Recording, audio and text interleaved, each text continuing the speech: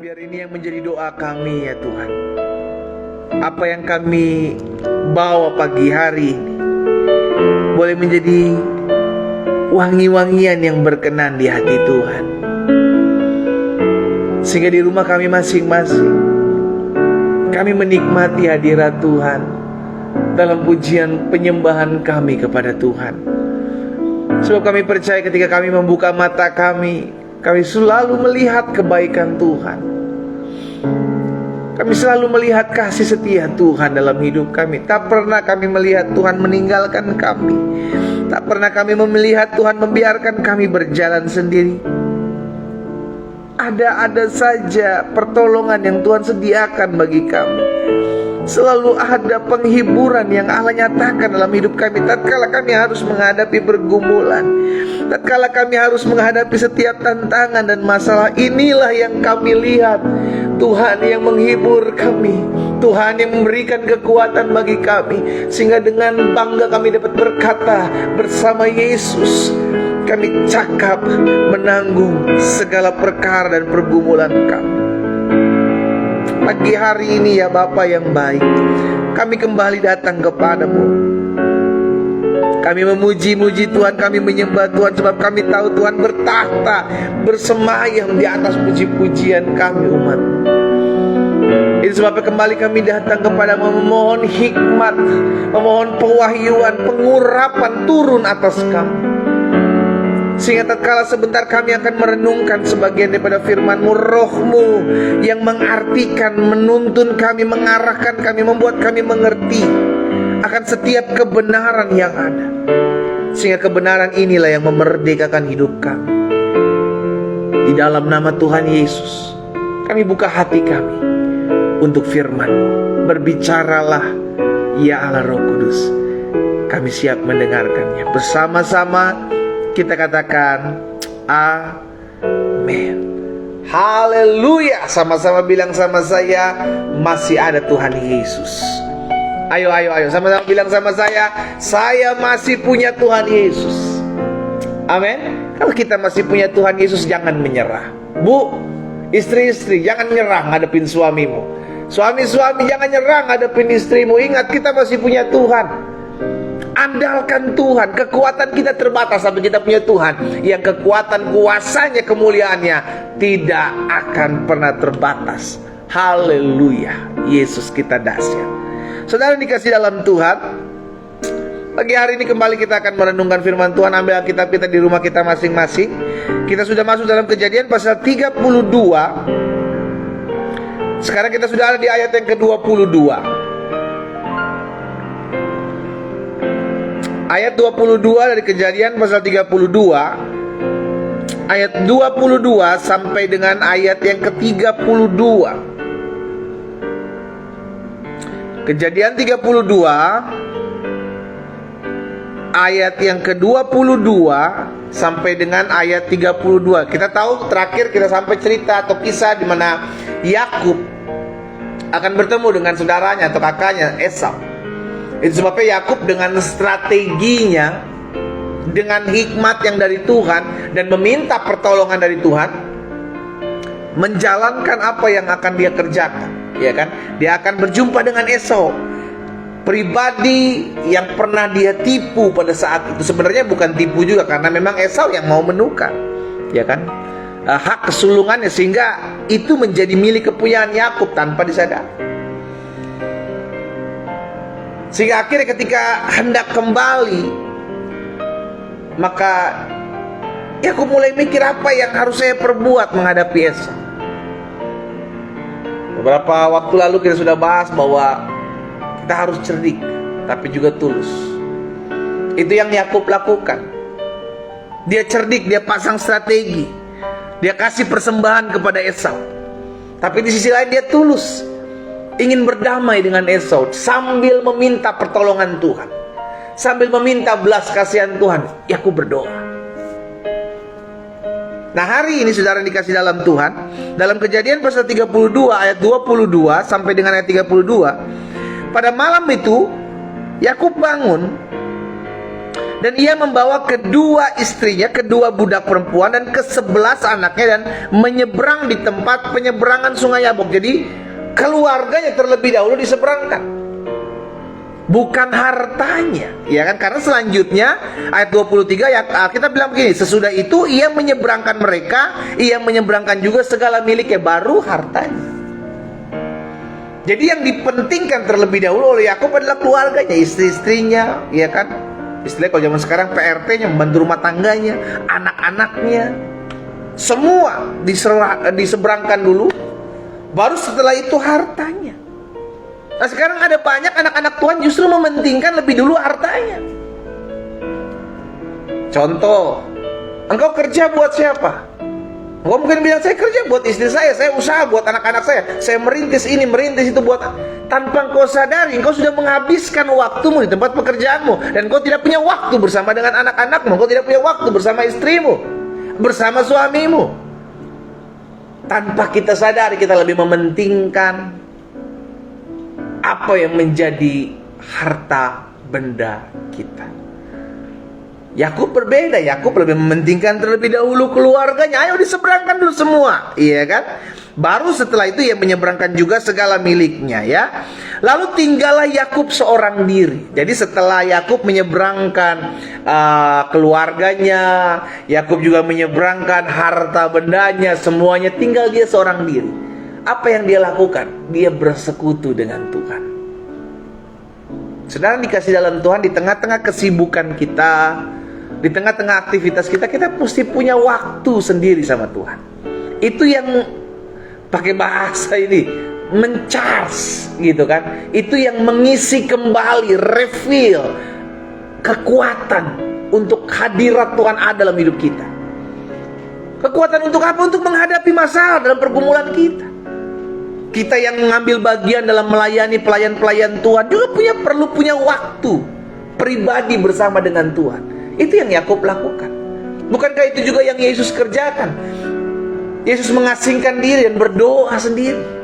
Dia mengajarkan kepada setiap kita betapa pentingnya relationship antara kita manusia dengan Allah di tengah-tengah kesibukan kita. Nah masalahnya banyak orang hari-hari ini udah terlalu sibuk sehingga tidak punya kesempatan sendiri dengan Tuhan. Tidak punya hubungan intim dengan, betul melayani, tapi pribadinya tidak terlayani dengan baik. Sebagai seorang suami, sebagai seorang istri, sebagai orang-orang muda, sebagai pelayan-pelayan Tuhan, kita perlu waktu pribadi dengan Tuhan. Kita perlu waktu pribadi dengan Tuhan. Inilah saatnya ketika kita membuka mata kita di rumah kita masing-masing. Sekalipun kita hanya menghadap layar handphone kita, gadget kita, mungkin ada sebagian yang di TV, sebagian yang di laptop. Tapi ambil waktu ini sebagai waktu perteduhan buat kita dengan Tuhan. Ini yang dilakukan Yakub. Ketika dia sudah menyeberangkan keluarganya, dia menyeberangkan harta bendanya, lalu tinggallah Yakub seorang diri untuk bersekutu dengan Tuhan. Kenapa? Karena ada ketakutan di hati Yakub menghadapi Esau. Sangat takut. Sehingga dia atur strategi, dia memohonkan belas kasihan Tuhan. Bahkan sebelum dia menyeberang sungai Yabok, dia bergumul dengan Allah. Lalu tinggallah Yakub seorang diri, dan seorang laki-laki bergulat dengan dia sampai fajar menyingsing. Ketika orang itu melihat bahwa ia tidak dapat mengalahkannya, ia memukul sendi pangkal paha Yakub sehingga sendi pangkal paha itu terpelecok ketika ia bergulat dengan orang itu. Lalu kata orang itu, biarkanlah aku pergi karena fajar telah menyingsing. Sahut Yakub, aku tidak akan membiarkan kau pergi jika kau tidak memberkati aku. Bertanyalah orang itu kepada, siapa namamu? Sahutku, Yakub. Lalu kata orang itu, namamu tidak akan disebutkan lagi Yakub, tetapi apa?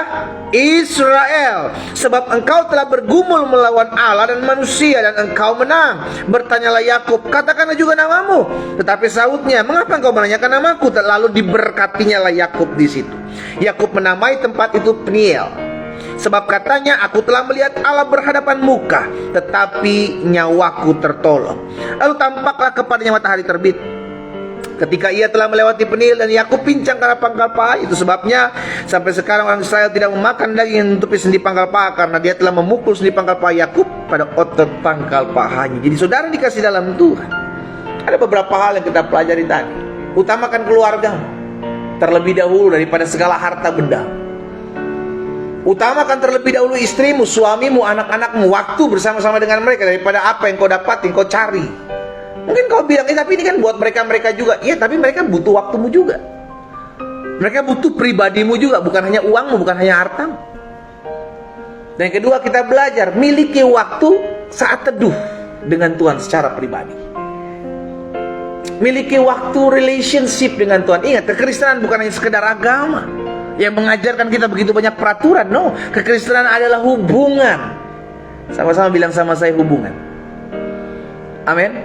Itu sebabnya kita diajarkan memanggil Allah kita Bapa dan kita anak-anaknya. Karena roh itu ditaruh dalam hidup kita, sehingga dengan roh yang ditaruh itu kita memanggil dia Abba, ya Bapa. Miliki hubungan intim dengan Tuhan. Kita perlu punya waktu-waktu pribadi dengan Tuhan, memuji, menyembah Tuhan. Perlu. Karena ketika kita mulai berhubungan dengan Tuhan, terkoneksi dengan Tuhan, maka saat itulah kita mendapat kekuatan. Ada pesan-pesan yang Tuhan berikan untuk membangkitkan kita tetap terus kuat menghadapi setiap masalah dan pergumulan. Dan yang ketiga, kita belajar tentang apa? Tentang bagaimana ketika Yakub mengalami pergumulan dan ada pengalaman bersama dengan Tuhan, maka Yakub diubahkan, diganti pula namanya dengan Israel. Karena dari Yakub akan lahir 12 keturunan. Nah, ini yang akan saya mau bagikan buat setiap kita, bahwa perjumpaan dengan Tuhan itu harusnya mengalami perubahan. Iya kan? Dan banyak kejadian yang Alkitab catat bagaimana ketika seorang berjumpa dengan Yesus, hidupnya berubah. Nah, ini yang jadi pertanyaan buat setiap kita selanjutnya. Ketika kita ngaku orang Kristen, ketika kita ngaku udah berjumpa dengan Yesus, ketika kita ngaku udah mengalami pemulihan, jadi pertanyaan selanjutnya, apakah kita sudah berubah? Hendaklah engkau tidak menjadi sama dengan dunia ini. Berubahlah. Rasul Paulus bilang dalam Roma pasal 12 ayat 2, oleh pembaharuan budi.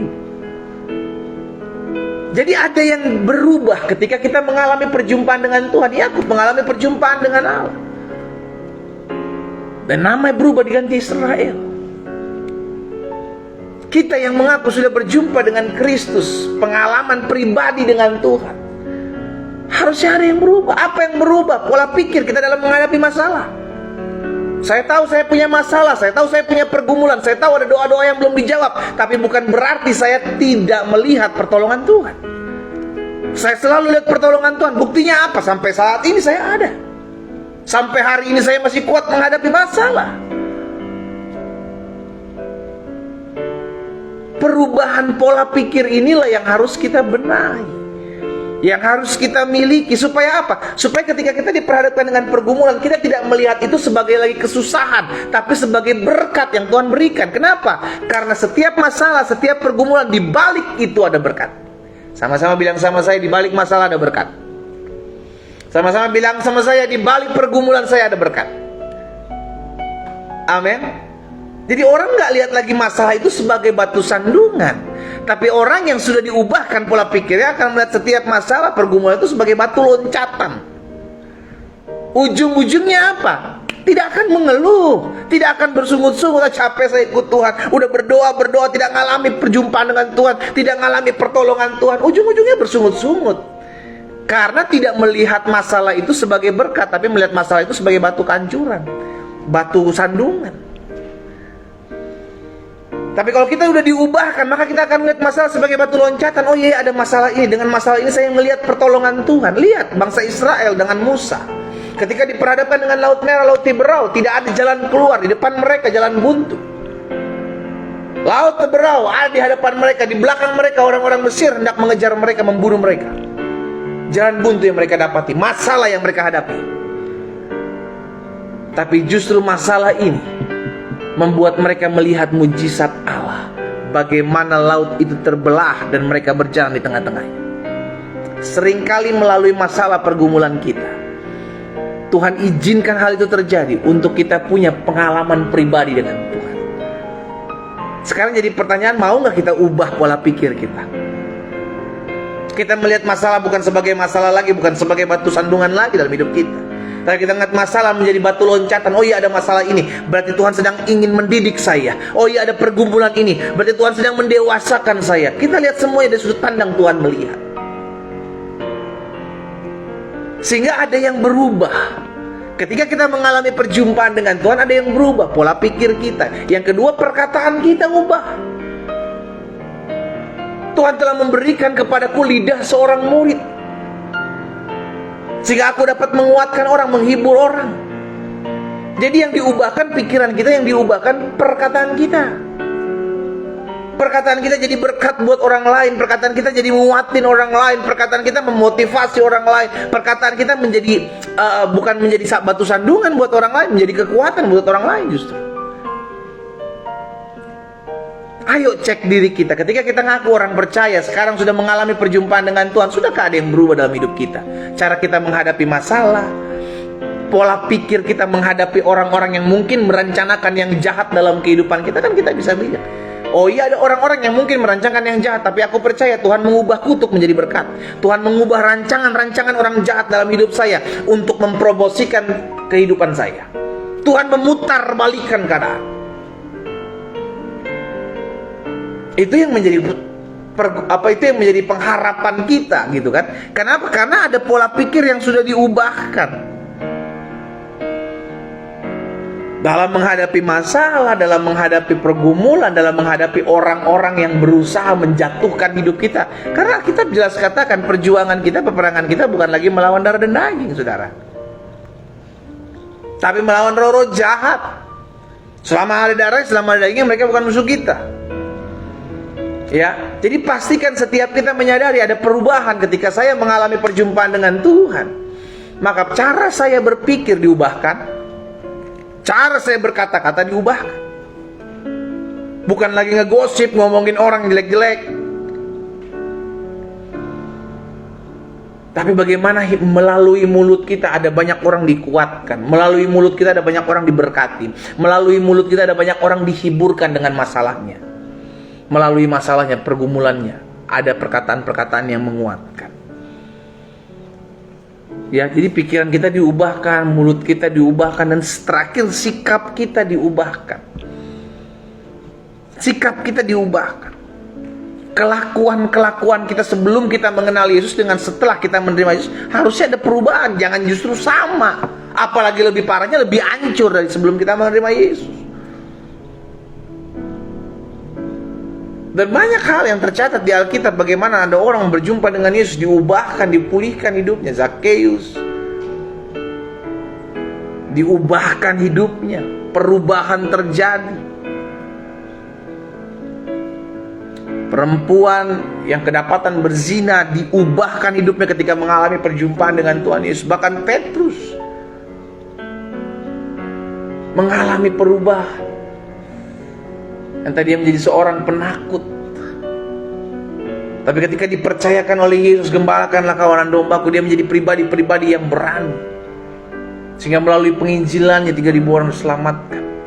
Saudara dikasih dalam Tuhan, perubahan kita harus terlihat. Ada buah yang bisa dinikmati oleh orang-orang di sekeliling kita. Galatia pasal 2 ayat 20. Namun aku hidup, tetapi bukan lagi aku yang hidup sendiri, melainkan Kristus yang hidup di dalam aku. Aku hidup, tapi karena Kristus yang telah menghidupkan aku, maka hidupku sekarang menjadi milik Kristus. Makanya selanjutnya dikatakan 2 Korintus 5 ayat 17. Jadi siapa yang ada dalam Kristus adalah ciptaan yang baru. Sesungguhnya yang lama sudah berlalu, sesungguhnya yang baru sudah datang. Jadi ketika seorang mengalami perjumpaan dengan Kristus, atau lebih tepatnya ada di dalam Kristus, maka dia adalah ciptaan yang baru. Ada perubahan. Itu yang terjadi dalam kehidupan Yakub. Dari Yakub namanya menjadi Israel. Karena apa? Karena perjumpaan pribadi dengan Tuhan. Saya mengajak setiap umat Tuhan yang oleh Tuhan percayakan saya layani melalui doa pagi online. Ayo cek diri kita masing-masing. Kalau hari-hari ini kita masih selalu takut menghadapi masalah, apa bedanya kita sebelum kita mengenal Yesus? Dulu kita sebelum mengenal Yesus juga begitu kok. Terlalu khawatir, terlalu stres menghadapi masalah ini, terlalu takut, terlalu cemas menghadapi masalah ini. Nggak ada bedanya kita sebelum kita mengenal Yesus. Harusnya itu ada perubahan. Ketika kita mengenal Yesus, oh iya, saya ada masalah, saya ada pergumulan, tapi saya tahu Allah turut bekerja dalam segala sesuatu untuk mendatangkan kebaikan dalam hidup saya. Oh iya, ada pergumulan, ada masalah, tapi saya tahu pergumulan masalah ini tidak akan pernah melebihi kekuatan saya, karena Tuhan adalah setia. Jadi segala sesuatu yang kita diperhadapkan dengan kita kembalikan kepada firman. Kenapa? Karena firman itu ada dalam hidup kita. Sehingga segala sesuatu yang kita lihat, masalah pergumulan yang kita hadapi, cara pandang kita berbeda dengan ketika kita sebelum mengenal Yesus. Ini yang saya mau tekankan buat setiap umat Tuhan. Betul badai masih ada, betul pergumulan harus kita hadapi. Sekalipun kita sudah terima Yesus, tetap masalah masih ada Pak Bu. Karena selama kita hidup, masalah akan tetap ada dalam hidup kita. Tapi sekarang bagaimana cara pandang kita menghadapi masalah itu harus berbeda. Yang kedua, mulut kita. Ayo ubah mulut kita. Dulu sering ngucapin kutuk, dulu sering ngomongin orang, dulu sering menghakimi orang, dulu sering ngegosipin orang. Ayo ubah, jadikan berkat mulutmu, sehingga ketika kita membuka mulut, ada orang merasa diberkati. Makanya selalu saya bilang, pikirkan terlebih dahulu apa yang akan kita ucapkan. Jangan ucapkan baru kita pikirkan, terlambat. Pikirkan terlebih dahulu. Oh iya ya, kira-kira kata-kata ini memberkati orang nggak? Kira-kira kalau saya ucapkan ini orang sakit hati nggak? Oh iya, kira-kira kalau saya perkatakan ini orang kepahitan nggak? Ubah pikiran kita dalam kita menghadapi masalah, pergumulan, cara pandang itu. Dan yang kedua, ubah perkataan, ucapan-ucapan kita. Dan yang ketiga, ubah sikap kita. Kelakuan-kelakuan kita yang lama. Karena kita bukan lagi orang lama. Kita ada orang-orang yang telah menerima anugerah. Kita adalah orang-orang yang telah menerima kasih karunia Tuhan. Pastikan setiap kita mengalami perubahan. Kalau belum mengalami perubahan, terus berjuang. Minta Roh Kudus tuntun, Roh Kudus ubahkan pribadi saya. Sambil kita mau minta pertolongan Tuhan, sambil kita mau minta Tuhan, mampukan saya menghadapi setiap kerinduan saya untuk menghasilkan buah. Minta pertolongan sama Tuhan. Dan saya percaya Roh Kudus akan memampukan kita untuk terus mengalami perubahan demi perubahan, untuk mempermuliakan nama Tuhan. Kita berdoa, kita datang kepada Tuhan. Bapa, dalam nama Yesus, pagi hari ini kami bersyukur karena kami tahu hidup kami milik Tuhan. Kami bukanlah orang-orang yang lama, karena yang lama telah berlalu, sesungguhnya yang baru telah datang. Kami adalah orang-orang yang sudah dibaharui oleh Roh Kudus-Mu. Kami adalah orang-orang yang sudah dibenahi hidup kami untuk menjadi pribadi-pribadi yang selalu diperbaharui dalam sikap kami, dalam pikiran kami menghadapi masalah pergumulan, dalam tutur kata kami, sehingga orang bisa melihat perbuatan baik kami dan mempermuliakan Bapa di sorga. Roh Kudus, biar Engkau yang singkapkan segala sesuatu. Roh Kudus yang menolong kami untuk kami dapat mengalami perubahan demi perubahan dalam kehidupan kami. Karena ini yang kami rindukan. Ketika kami mengalami perjumpaan dengan Tuhan, terus ada perubahan-perubahan dalam hidup kami. Betul, sedikit demi sedikit, tapi kami rindu ini maju. Ini semakin hari semakin kami lihat ada perubahan yang baik. Mampukan kami Tuhan, dalam kami mendidik anak-anak, dalam kami menyikapi masalah pergumulan kami, dalam kami menghadapi masalah dengan istri kami, dengan suami kami. Kami menjadi pribadi-pribadi yang selalu menjadi pembawa-pembawa damai. Tuhan yang memampukan kami, Tuhan yang tolong kami. Terus perbaharui hati kami ya Roh Kudus. Terus perbaharui hati kami ya Roh Kudus, sehingga kami menjadi ciptaan-ciptaan yang baru. Pada akhirnya hamba berdoa, menyerahkan setiap apa yang menjadi pergumulan kami masing-masing, umat-Mu di rumah kami masing-masing. Kami datang membawa setiap pergumulan-pergumulan doa kami ya Tuhan. Kami tahu Ketika kami berdoa, kami belajar berserah. Kami berdoa tanda kami percaya bahwa segala sesuatu ada dalam campur tangan Tuhan. Betul, kami tidak bisa mengatur keadaan, tapi kami perlu menyadari bahwa hidup kami ada diatur oleh Tuhan yang mereka-rekakan segala sesuatu untuk mendatangkan kebaikan. Bapa, kami membawa setiap pergumulan kami. Kami berdoa bahwa setiap masalah-masalah yang kami hadapi, karena kami tahu jalan keluar sudah Tuhan sediakan bagi setiap kami. Hamba berdoa buat setiap umat Tuhan yang bergumul dalam rumah tangga mereka. Kami percaya Tuhan yang jamah setiap rumah tangga Tuhan yang pulihkan di dalam nama Yesus setiap rumah tangga yang ada, sehingga suami-suami kembali dipulihkan, istri-istri kembali dipulihkan. Mereka kembali dalam anugerah Tuhan. Sebab apa yang diberkati Tuhan akan tetap diberkati untuk selama-lamanya. Hamba juga berdoa ya Tuhan, menyerahkan setiap mereka umat-Mu yang berdoa untuk pergumulan ekonomi mereka. Mereka rindu Tuhan ekonomi mereka dipulihkan. Mereka rindu setiap utang piutang mereka dilunaskan. Oleh karena anugerah Tuhan, mereka lihat pertolongan Tuhan. Bapa, kami berdoa di dalam nama Yesus, karena kami percaya tidak ada yang mustahil bagi Tuhan. Tuhan Yesus, tolong mereka yang hari-hari sedang mencari pekerjaan. Tuhan, buka jalan di dalam nama Yesus. Mereka yang hari-hari ini ada orang-orang muda yang bersekutu, bergumul pagi hari ini untuk mendapatkan pasangan hidup yang berasal daripada Tuhan. Tuhan juga yang membukakan setiap mereka berkat-berkat anugerah Tuhan. Dipertemukan kepada mereka pasangan hidup yang berasal daripada Tuhan, yang mengasihi Tuhan, mencintai mereka, dan menghargai hidup mereka. Hamba berdoa ya Tuhan, tuntun di dalam nama Yesus setiap orang-orang muda ini, agar dipertemukan dengan jalan-jalan hidup yang berasal daripada Tuhan, dengan arahan-arahan yang berasal daripada Tuhan.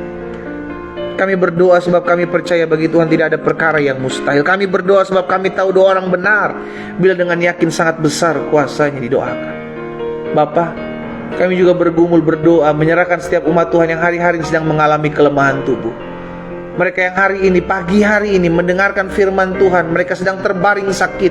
Mereka yang pagi hari ini mendengarkan firman Tuhan sedang terbaring di rumah-rumah sakit. Bapa, dari tempat ini kami perkatakan firman-Mu, bahwa disampaikan firman, disembuhkan mereka di dalam nama Yesus dari Nazaret, terjadi dalam kehidupan mereka.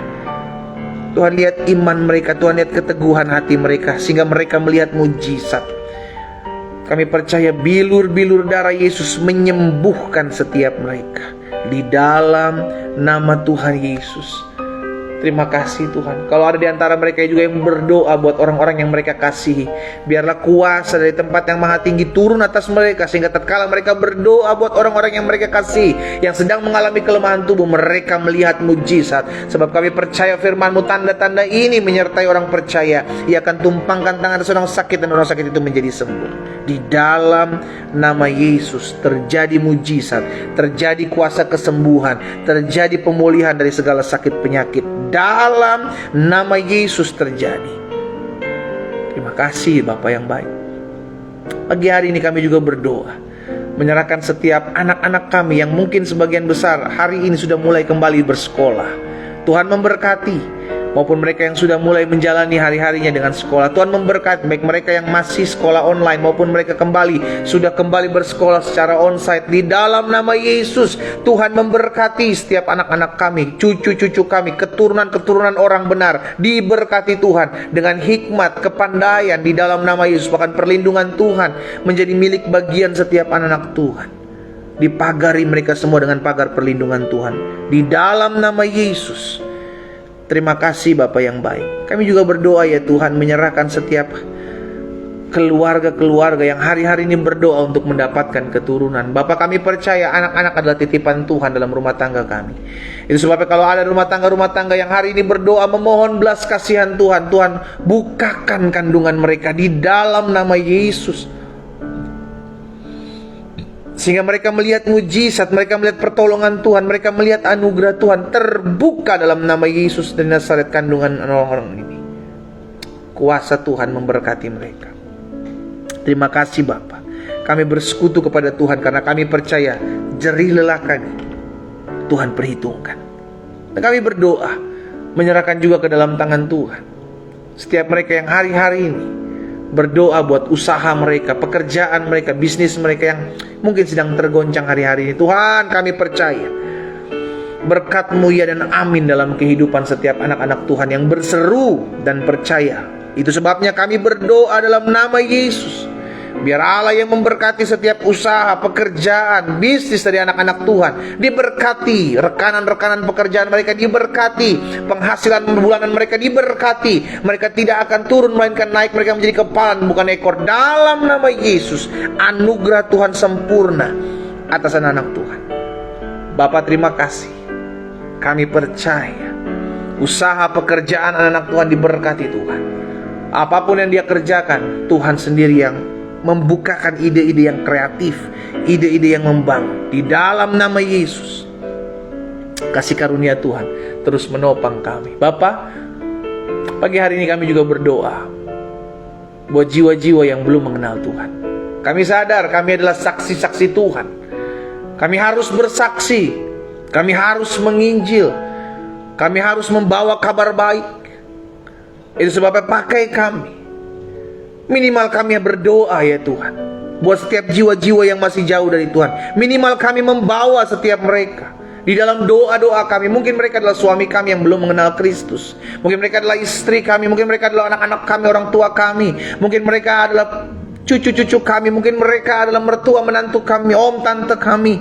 Mungkin mereka adalah keponakan-keponakan kami. Bahkan mungkin teman-teman kerabat kami yang belum mengenal Yesus. Bapa, dari tempat ini kami berdoa kepada Tuhan. Kami ucapkan berkat dalam nama Yesus. Tuhan yang memberkati setiap mereka, sehingga di hati mereka ada terbesit untuk mencintai, mengasihi dan mengenal Kristus.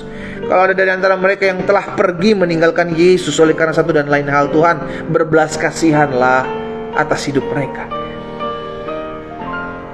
Jamah hidup mereka ya Roh Kudus, sehingga mereka kembali dan berbalik kepada Tuhan. Pemulihan terjadi di dalam nama Yesus. Bapa, terima kasih. Kami juga berdoa menyerahkan ke dalam tangan Tuhan kota di mana kami tinggal. Kami percaya kota di mana kami tinggal, kota di mana kami memijaknya, diberkati oleh Tuhan. Kami berdoa, kami mengangkat tangan kami. Kami mengucapkan berkat sebab kesejahteraan kota kami adalah kesejahteraan kami. Kami berdoa buat kota kami aman, kota kami damai, dijauhkan dari kerusuhan, dijauhkan dari huru-hara, dijauhkan dari rancangan-rancangan orang jahat, dijauhkan di dalam nama Yesus. Tuhan, tolong kota kami, sehingga kota di mana kami tinggal, kota di mana kami berusaha, diberkati oleh Tuhan di dalam nama Yesus. Kami berdoa buat bangsa kami, berkati Indonesia Tuhan. Kami percaya Indonesia maju, Indonesia diberkati, ekonomi Indonesia bertumbuh di dalam nama Tuhan Yesus. Bahkan kami berdoa pemimpin-pemimpin kami diberikan hikmat takut akan Tuhan. Tuhan, tolong setiap pemimpin-pemimpin kami dalam mengambil keputusan. Tuhan, jaga hati mereka. Tuhan, arahkan, Kaulah pegang hati mereka ya Roh Kudus. Kau memegang hati mereka. Itu sebabnya kami berdoa di dalam nama Yesus, anugerah dan kasih setia Tuhan ada dalam kehidupan pemimpin-pemimpin kami. Kami berdoa hasil bumi bangsa kami Indonesia diberkati, ekonominya diberkati Tuhan di dalam nama Yesus. Kami ucapkan berkat ya Tuhan buat rencana pemilihan presiden tahun 2024. Biarlah waktu Tuhan yang terbaik dan terjadi apa yang Tuhan mau atas bangsa kami. Setiap permainan-permainan kuasa kegelapan atas bangsa kami, setiap kuasa-kuasa okultisme, roh perdukunan, penasihat-penasihat spiritual, kami patahkan dalam nama Yesus. Yang menyebabkan bangsa ini hancur, kami hancurkan dalam nama Yesus. Kuasa darah anak domba Allah memagari, membentengi bangsa kami. Terima kasih Tuhan Yesus. Terima kasih. Kami percaya Bapak Presiden diberkati Tuhan, Wakil Presiden diberkati Tuhan, jajaran menteri diberkati Tuhan. Kan DPR RI, DPRD tingkat 1, DPRD tingkat 2, Kapolri, Panglima TNI beserta jajarannya, para gubernur, para bupati, para wali kota, diberkatilah mereka dengan hati yang takut akan Tuhan di dalam nama Yesus. Terima kasih Tuhan. Setiap niat rancangan orang jahat, roh pemecah belah, roh adu domba yang dimainkan oleh orang-orang tertentu atas bangsa kami, kami doa digagalkan dalam nama Yesus, disingkapkan di dalam nama Yesus. Tuhan, campur tangan atas bangsa kami. Terima kasih Bapa. Kami bersyukur buat pagi hari ini Tuhan Yesus. Kami bersyukur sebab pagi hari ini kami berjumpa dengan Tuhan. Dan hidup kami dipulihkan Tuhan. Berkat-Mu ada atas umat-Mu dimanapun mereka berada.